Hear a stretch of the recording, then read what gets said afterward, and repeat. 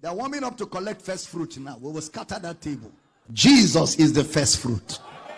First fruit is not money. So when a preacher say bring first fruit, say take Jesus. I want to challenge you by the Spirit of God. I fear nobody and I fear no criticisms. If you call me your spiritual father, this month's salary is your first fruit of the year. It is for me, not for church. It is for it is for this altar. It is for this oracle. Are you hearing me? They're warming up to collect first fruit now. We will scatter that table. Second category of things that belong to God, like I said, is the first fruit. Now, I will show you the two definitions of the first fruit. They have two meanings in the Bible. But just to introduce the idea of the first fruit, let's go to the book of Leviticus chapter 23, verse 10. One day I went to Dr. Mike Murdoch and I sewed. He put my head on his chest.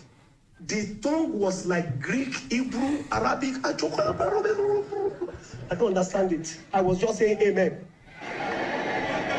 He stopped. He said, as you go back to Nigeria, within 7 days, I command 2 billionaires to walk into your life and partner with you.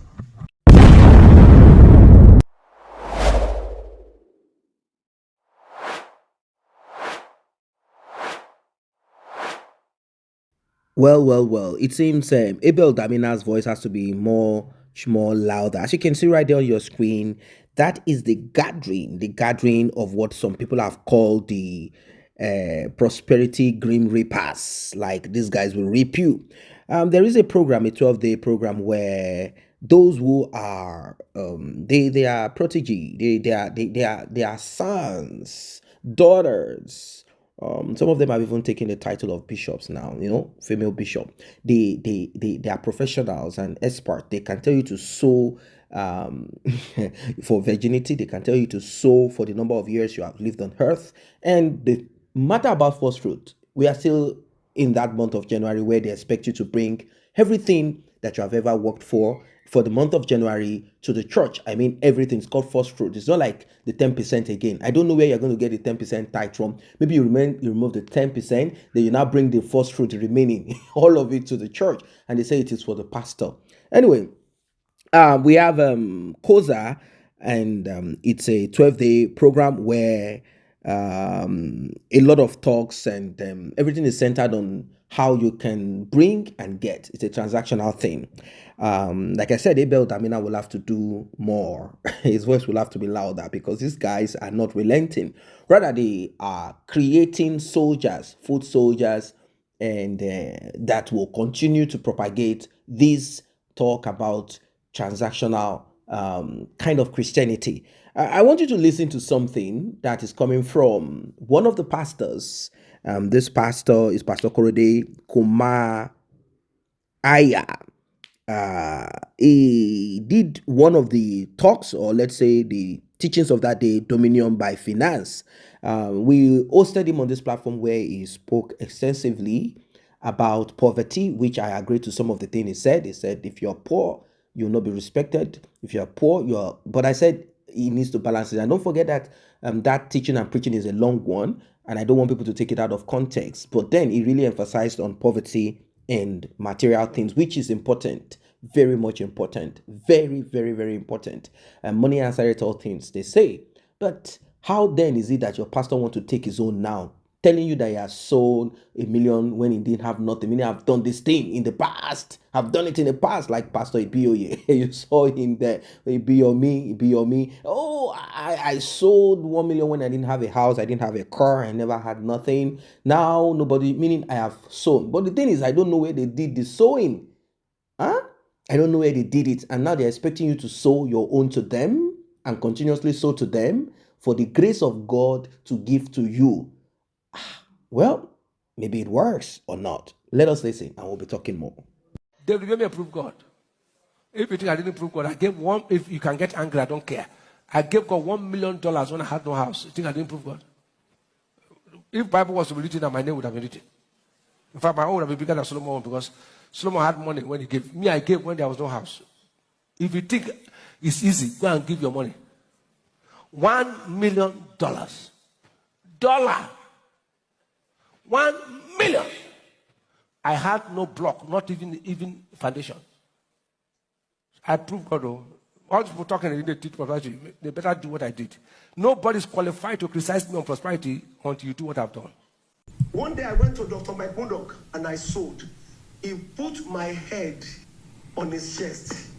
The tongue was like Greek, Hebrew, Arabic. I don't understand it. I was just saying amen.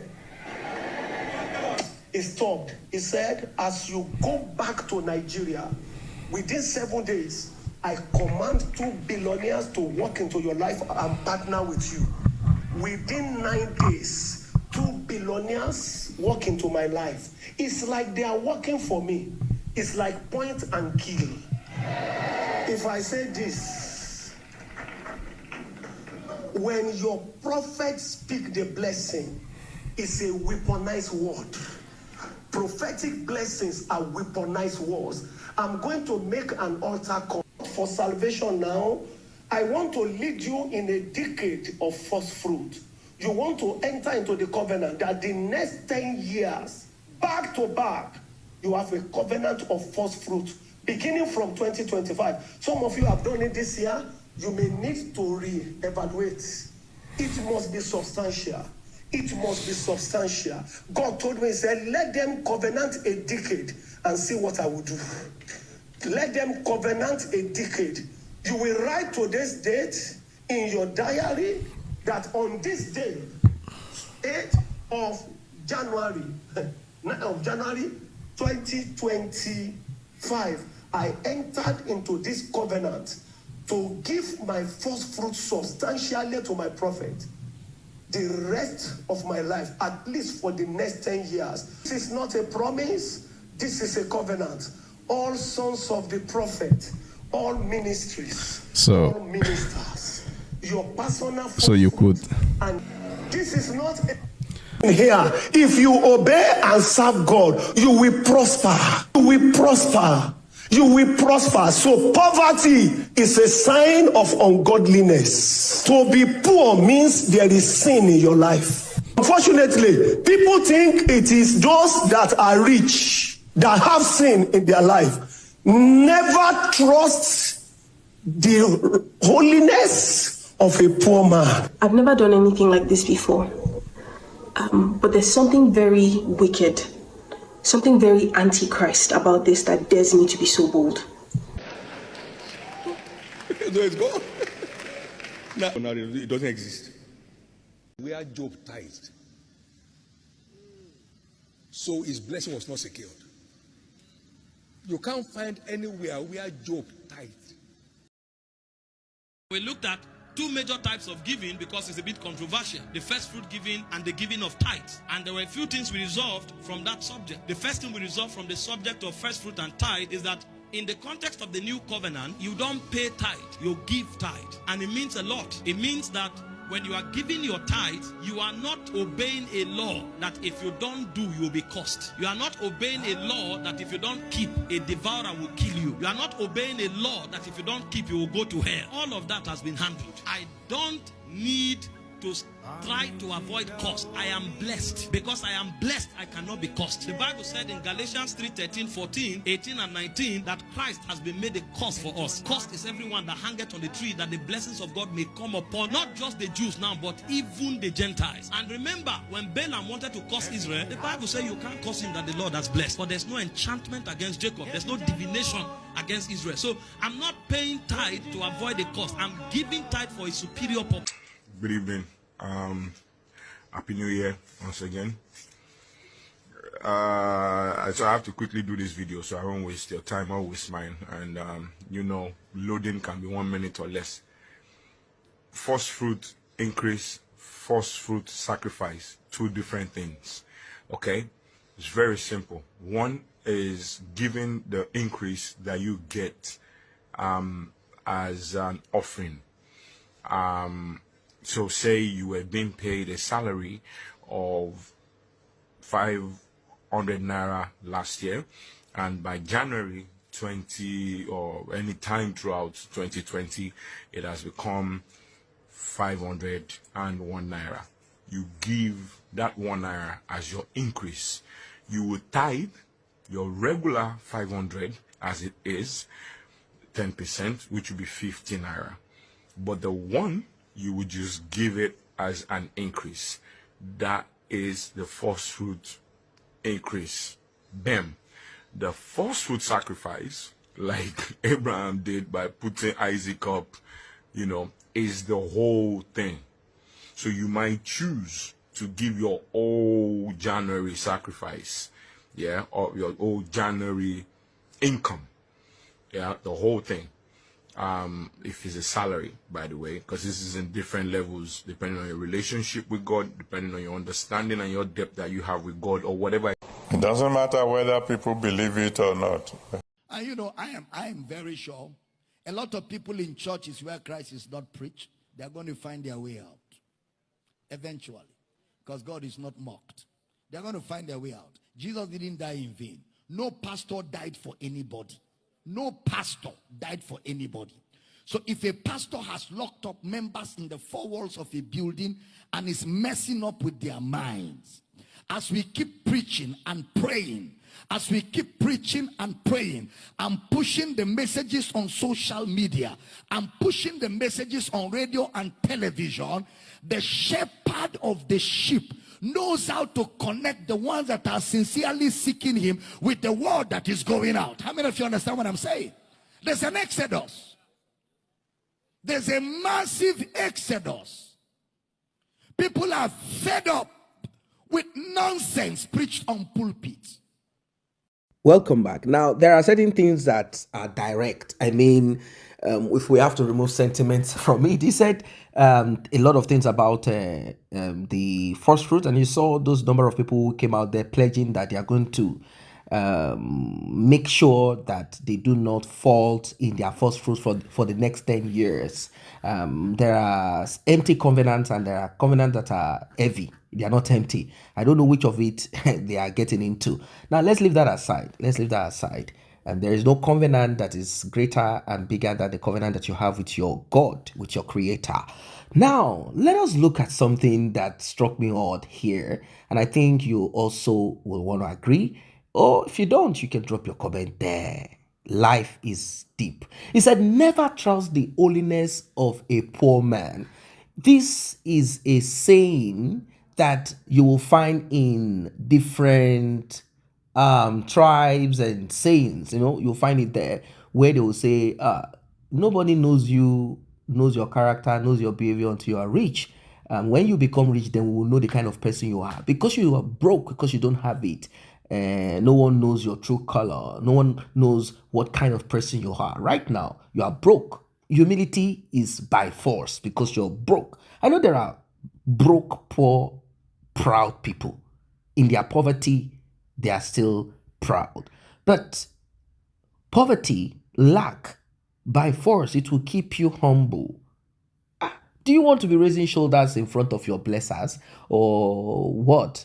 Poverty will make you call someone that is younger than your son, your daughter, daddy, sir. So it will create all of this in you to give that character, that humility. You don't even mind to eat after your friend because you don't even have food to eat at home. But when you become rich, what happens to you? What happens to you? Is it pride? Do you become more wicked? So he said, never trust the holiness of a rich poor man. When I say rich poor man, I mean a man that is rich in the spirit but poor physically. Maybe that's what it meant. Or it just meant generally a poor man that is claiming to be righteous and holy. He said, never trust it, because when money comes, they will turn on you. When money comes, they become something else. When money comes, they become what you have never imagined or thought of in life that they are. It's possible anyway. It's possible. After all, they say change is the only constant thing in life. But then, is it that poverty and wealth and that has anything to do with holiness? I don't think. There are people who are not rich. They are not rich. They are okay. But the thing is that we have to wait until they become rich anyway. That's the thing. We cannot say, no, this man is humble. This man is humble. No, no, no, no, no, no. This man is a good man. This woman is a good woman. Let them be rich first. Then we will see if they will smash, kick, break, stumble on, match, kick, spit on people. Because we've seen cases of, but well, at the end of the day, you will say, oh, it was never holy. It was never someone who had God inside of them. He was just pretending. If he really is a Christian and is broken inside, he has a contrite heart, he won't turn rogue all of a sudden. I don't know, because we've seen cases of people who, it's not even about the money now, it's about position. Immediately got that position in the same structure, church, they become a tyrant.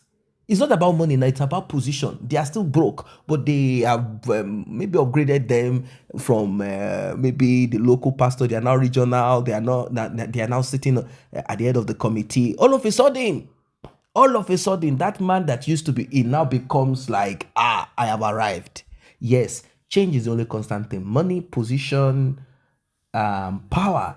It creates a lot. It creates a lot. It's like a chemical reaction. It creates a lot in people. There are people who cannot manage it. There are people who will use that position to oppress. They will use it to deal with people in such a way that you will never believe it. So, not to digress from the part of the first fruit. Maybe you believe in first fruit. I don't believe in this idea of bringing your wages from the first month and bringing it to the table of your pastor, and then they give you the stories behind it and why you should do these things. And majority of these churches still practice the same thing. This first fruit thing, they practice it like they are really into it. Can you imagine? They are really into it. They expect you to bring all of your wages, all of your salary for the month of January, for the first month. They call it first fruit. That is the first month of the year. Bring it all. Bring it to the basket. Bring it to the basket of the Lord. Bring it to the basket of the Jesus. Bring it there. Put it there. Put all of it. Put all of it. You will hear from the son of RCCG, Pastor ADEBOYE's son. You know him, the loud-mouthed guy. The guy is just chopping, big, and enlarging the coast. He will say, I just want to remind you people, how far better. Look at me, check my sky, check me, check my glass. I just want to remind you, don't finish your money. This is January. You have to be faithful. You have to bring your first fruit. You have to bring it. He will say all of those things. And, there are people who still believe in it. Religion is so strong and powerful. Believing is something that it takes hold on you. So people are like that.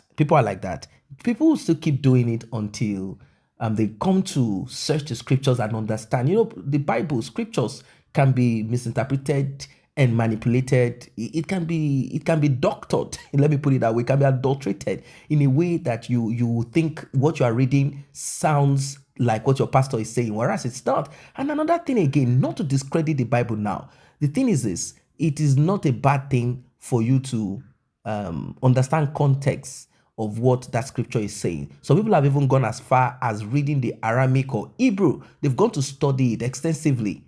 And that's what Pastor ABEL DAMINA does once in a while. He goes to do research on certain use of words to understand what that means or what it meant in those days. Don't forget that they had their own audience and what they were, what that scriptures is trying to connect to at that time. So you have to go so that you understand the context. Is this thing abolished? Did they create it as a system back in those days as like a government?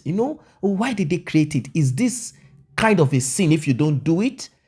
Like if you don't bring your January salary, you go to hell. God will be like, out of all I gave to you, you didn't bring, you are going to hell. If you don't bring your tithe, you will end up in hell. Something like that. Is that true? Or back then, because of the colonial system, or back then because God needed to create a government for them, a government where tax will be paid. Don't forget that back then, the children of Israel led out of Egypt. They had to have a government. So you are paying tax to government. You are paying to church. Do you get it? Aha. You are paying to church. You are bringing your first fruit. Everything. You have to understand it. Which one is a sin? Which one is mandatory? Which one is not mandatory? Which one should I do willingly? Or which one am I not doing willingly? Is someone going to threaten you with hell? Anywhere you see fear being attached. I know there is a saying, oh, fear God. Yes. But anywhere you see fear used as a tool to get you to pay. Well, I don't know what you're doing there. I don't know if God is there. I don't know if the pastor has been manipulated and is also manipulating you. Or he knows better. I don't know. What are your thoughts about what you're saying and what you've heard? Drop your comments. See you in the next update.